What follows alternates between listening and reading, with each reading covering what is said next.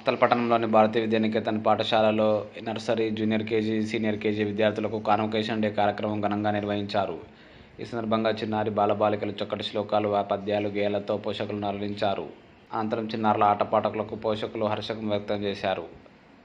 కార్యక్రమంలో పాఠశాల director Nagireddy, chairman Kiran Kumar Reddy, principal Raghavender Rao, coordinator Shweta Reddy, vice principal Aravind Kumar, ఉపాధ్యాయ సిబ్బంది, తల్లిదండ్రులు తదితరులు పాల్గొన్నారు.